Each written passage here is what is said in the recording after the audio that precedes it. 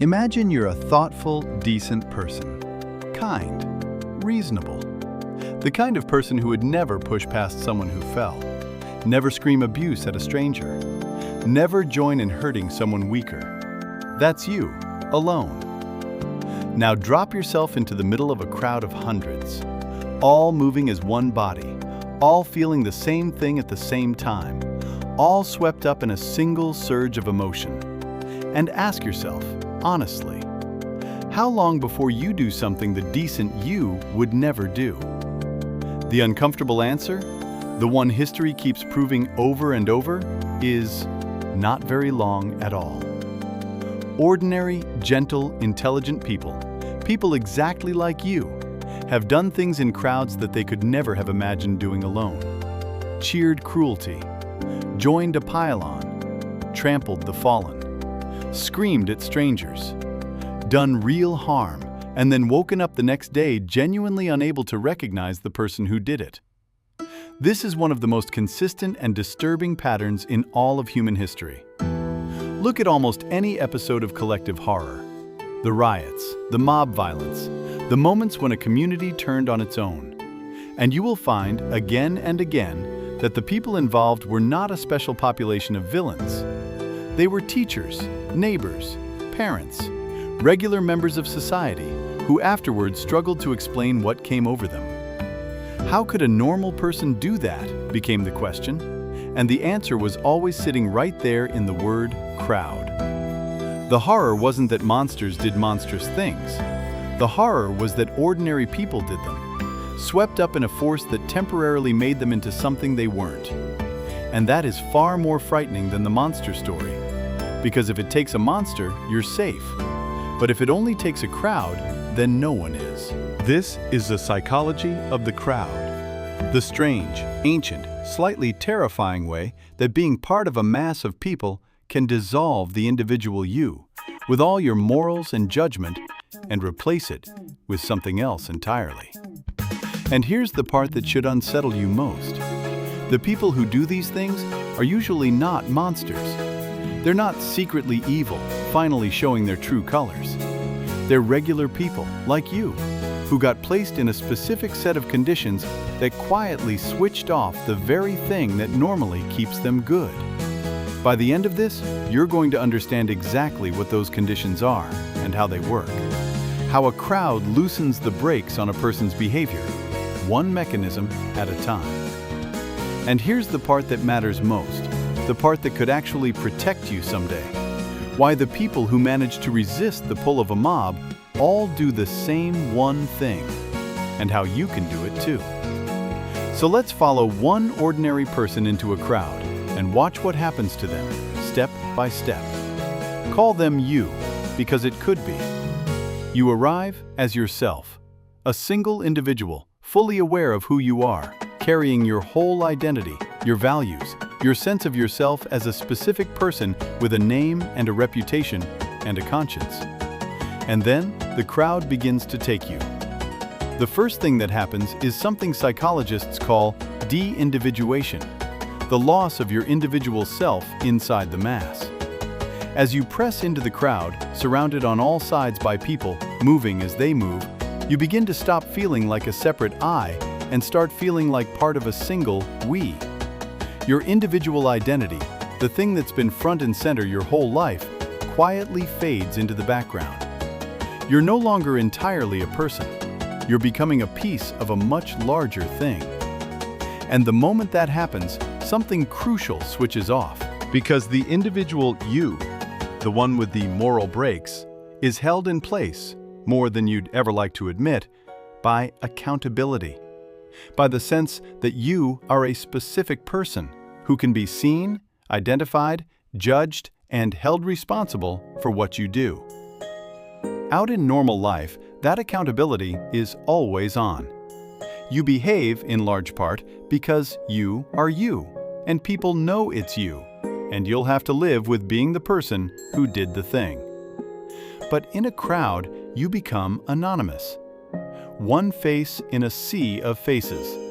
No one is watching you specifically. No one will know it was you.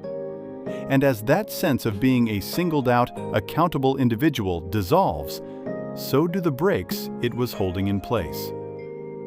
This is the first and most important mechanism. Anonymity loosens restraint. When you feel unseen, unidentifiable, unaccountable, the internal voice that normally asks, "What will people think of me? What will I have to answer for?" goes quiet, because the answer has become, "Nobody will know it was me." And a huge amount of your good behavior, it turns out, was being held up by that voice. Take away the accountability, and you find out how much of your restraint depended on being watched. Researchers have shown this in unsettling ways. When people are made anonymous, hidden behind masks, hoods, uniforms, anything that erases their individual identity, they become measurably more willing to inflict harm than people whose faces and names are known. Same people, same situation. The only difference is whether they can be identified. And that single difference changes how cruel they're willing to be. Anonymity isn't a small factor at the edges of behavior. It's one of the central dials controlling how decent a person acts. This is why oppressive groups throughout history have so often hidden their members' faces, not only to protect them, but because the anonymity itself unleashes a brutality the same people would never show with their names attached. The mask doesn't just conceal the person, it changes what the person is willing to do. And a crowd is the most natural mask there is. Hundreds of faces blurring into one, each one hidden in plain sight. But anonymity is only the beginning, because the crowd does something else to you, and it's the part that turns loosened brakes into active harm. It floods you with emotion, and not your own emotion, but the crowd's, amplified. Remember the copying instinct? The way you automatically absorb the moods and energy of the people around you. Now, multiply that by hundreds. In a crowd, you are surrounded on every side by people in a heightened emotional state, and you catch it from all of them at once. Their anger becomes your anger. Their excitement becomes your excitement. Their fear becomes your fear. And because everyone is catching it from everyone else, the emotion doesn't just spread, it feeds on itself and escalates, looping through the crowd, growing louder and hotter with every pass, until the whole mass is running on an intensity of feeling no single person could ever generate alone. You are no longer feeling your own measured emotions. You're plugged into a collective feeling, hundreds of bodies strong, and it's pulling you along with a force that's almost physical. A tide you can feel in your chest, sweeping you somewhere your calm, solitary self would never have gone. So now look at what's happened to our ordinary person. The individual you, with your name and your conscience, has faded. Your accountability has vanished into anonymity, and you're flooded with a collective emotion far stronger than anything you'd feel on your own. The brakes are off and the engine is roaring. And there's still one more mechanism, and it might be the most powerful of all. It's conformity. The deep human pull to do what the group around you is doing. We are wired, profoundly, to follow the group. It's been demonstrated again and again that people will go along with what those around them are doing, even when it contradicts their own eyes, their own judgment, their own values, simply because everyone else is doing it, and to break away feels almost impossible. In a crowd, the behavior of the people around you becomes the norm, instantly and overwhelmingly. If everyone is chanting, you chant. If everyone surges forward, you surge. If everyone turns on someone, the pull to turn with them is enormous, because going against a unified crowd feels not just difficult, but dangerous, like being the one person standing still in a stampede. The group's behavior becomes your behavior, almost automatically, because every instinct you have is screaming that safety lies in moving with the herd. And conformity goes deeper than just copying actions. It can bend your actual perception of right and wrong. In famous experiments, people were shown two lines of obviously different lengths and asked which was longer. The answer was clear. But when everyone else in the room confidently gave the same wrong answer, a startling number of people overrode their own eyes and agreed with the group. Not because they couldn't see the truth, but because standing alone against a unanimous group felt unbearable. Now think about what that means in a crowd. If people will deny what's right in front of their eyes just to match a few strangers, imagine how easily a unified crowd can reshape your sense of what's acceptable, what's normal, what's justified. In the heat of the mass, your own moral judgment gets quietly overwritten by the group's, and the terrible thing the crowd is doing starts to feel, in the moment, like the right thing, or at least the inevitable thing, the thing everyone is doing. So, how wrong could it be? Conformity doesn't just move your body with the crowd. It moves your conscience. And there's a final piece that seals it: the diffusion of responsibility. When everyone is doing something, no single person feels responsible for it. The harm gets spread so thin across so many people that no one feels the weight of it. It wasn't me, it was the crowd. I just got caught up in it. Each individual feels like only a tiny fraction of a giant action, and so no one feels the full moral burden that would normally stop them cold.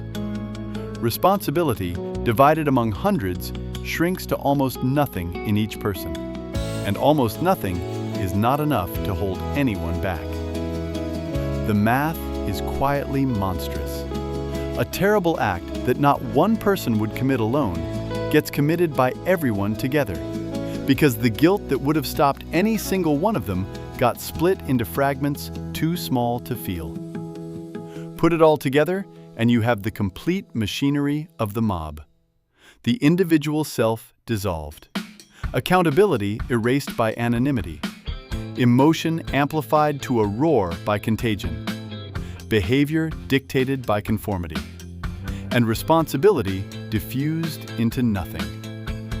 Each mechanism alone would loosen you a little. Together, they can temporarily dismantle the entire structure of restraint that you think of as your character. And they can do it to almost anyone.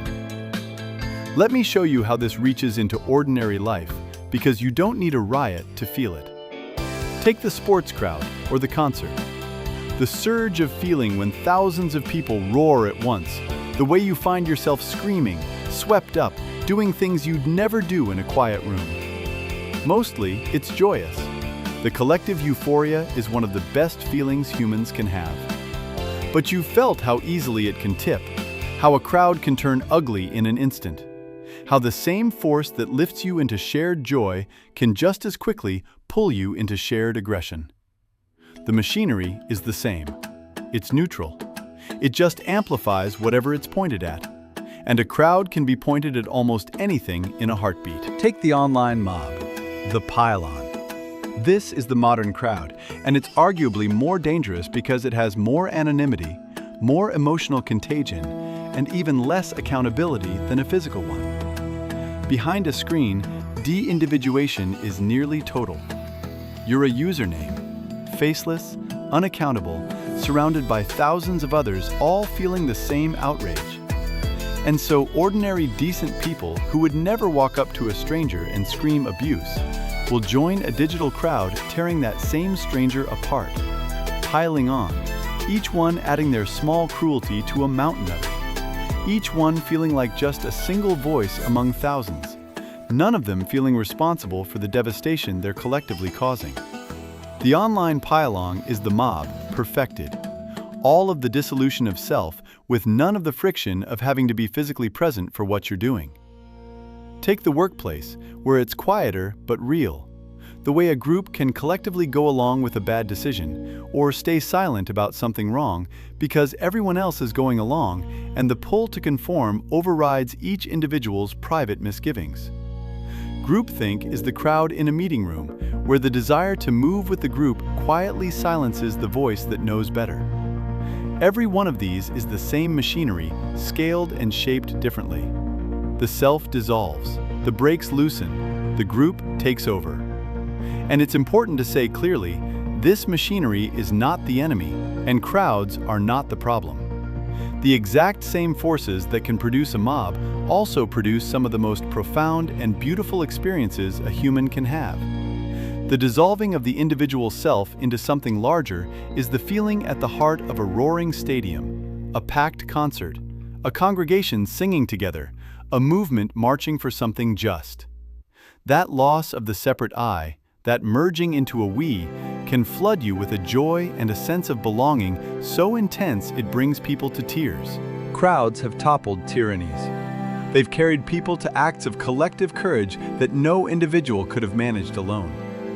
The surrender of the self to the group is one of the oldest sources of human meaning, transcendence, and solidarity.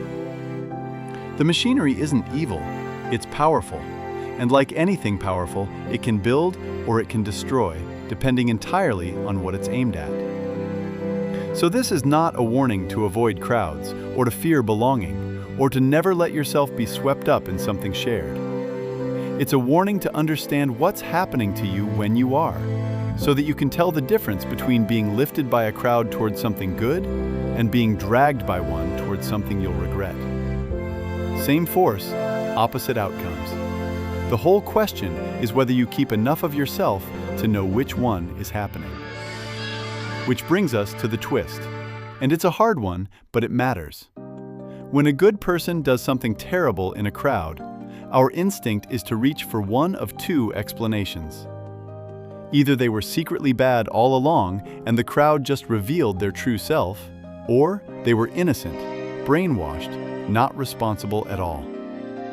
But the truth is more unsettling than either, and you need to sit with it. The crowd didn't reveal a hidden monster, and it didn't simply hijack an innocent. What it did was far stranger. It temporarily dissolved the conditions that were keeping a good person good. Here's the thing we don't want to face. Your morality, your restraint, your decency, the brakes that stop you from doing harm, is not purely an internal, unshakable property of your soul. A real part of it is propped up by your situation, by being a visible, accountable individual, by being seen, known, and answerable for what you do. Those external conditions aren't separate from your goodness. They're part of the scaffolding that holds it up. And a crowd kicks that scaffolding away. It makes you anonymous, dissolves your individual self, floods you with borrowed emotion, and removes your sense of responsibility. And when all of that goes, you discover, horrifyingly, how much of your good behavior was being held in place by conditions you didn't even know were doing the work. That's the uncomfortable truth. You are more situational than you want to believe. The line between an ordinary person and someone who does something terrible in a mob is not a line of character. It's a line of circumstance. Which means the people in history who did monstrous things in crowds were, overwhelmingly, not a special breed of monster. They were ordinary people, like you, placed in conditions that switched off the restraints they assumed were permanent. And the only honest response to that is not to feel superior, but to feel humbled, and to take the danger seriously, because it could be you. But here is the part that turns this from a horror into something useful.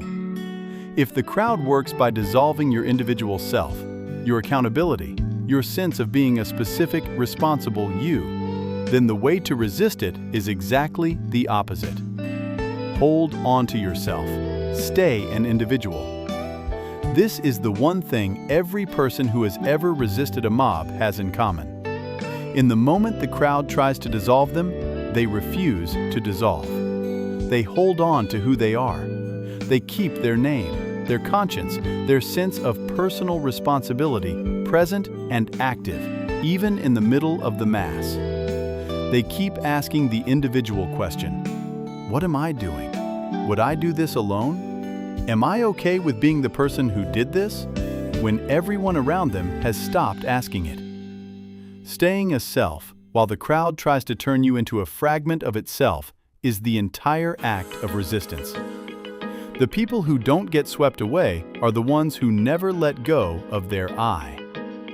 History is quietly full of these people, and they're worth remembering. In nearly every account of a crowd gone wrong, there's someone who stood at the edge of it and refused to dissolve, who pulled someone to safety while everyone else surged, who said no when the whole group said yes, who walked away when walking away took more courage than staying.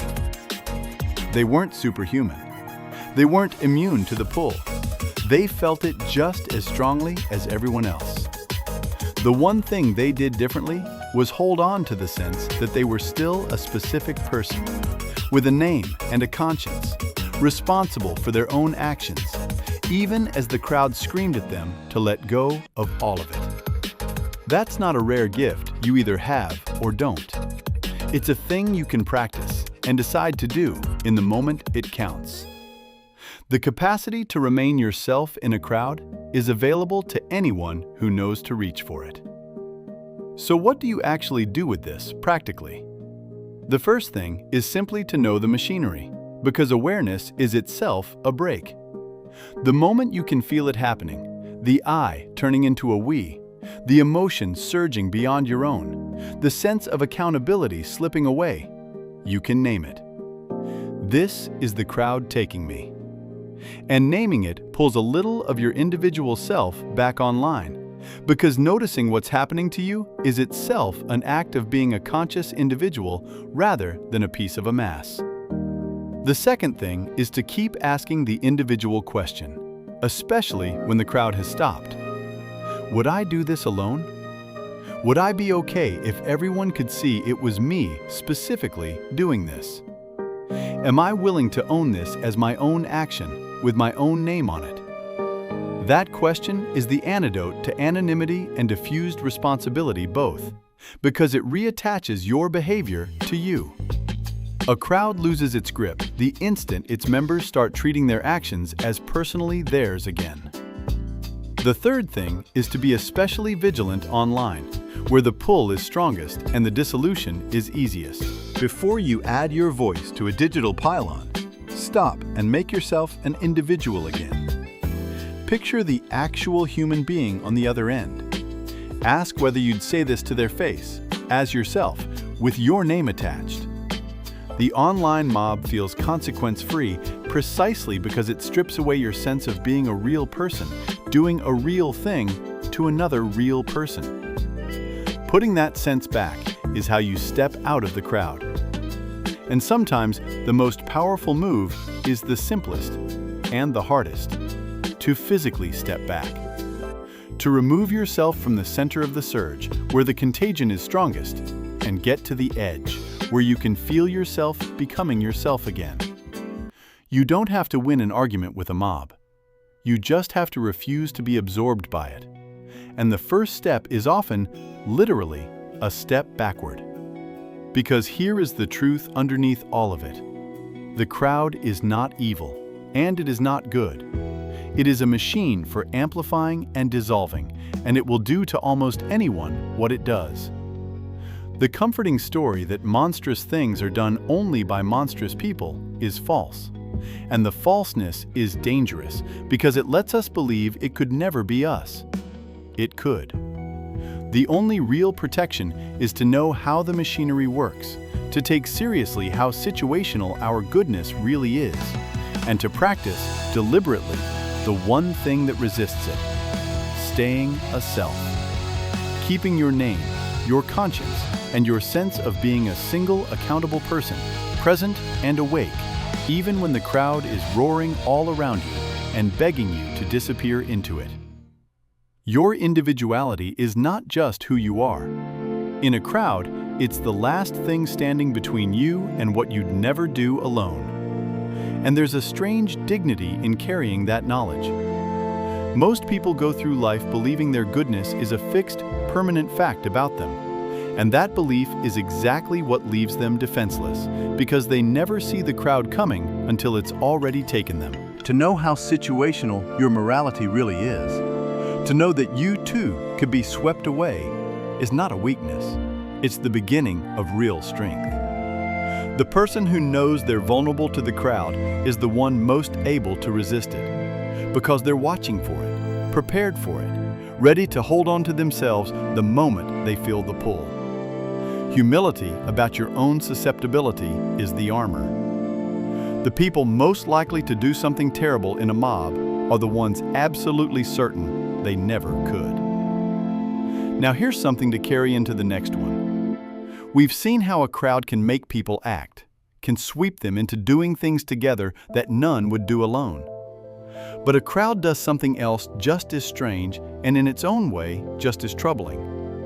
Sometimes it makes people freeze. When something goes wrong in front of a crowd, someone collapses, someone is in danger, someone clearly needs help. You'd expect that the more people are watching, the more likely someone is to step in. The exact opposite is true. The more people who are present, the less likely any single one of them is to help. Everyone stands there, waiting for someone else to act, and so no one acts at all. Why nobody helps when everybody is watching is the next thing we need to talk about. For now, I want one honest answer. What's something a crowd once swept you into? Cheering something you'd normally question? Chanting along? Joining a pile-on? Surging with a panic? Going along with a group doing something the solo you would have refused? Think of the moment your I became a we. Tell me what it was, because almost everyone has been taken by a crowd at least once. And the people who can admit it, without shame, are exactly the ones most likely to keep their head the next time the I starts dissolving into a we.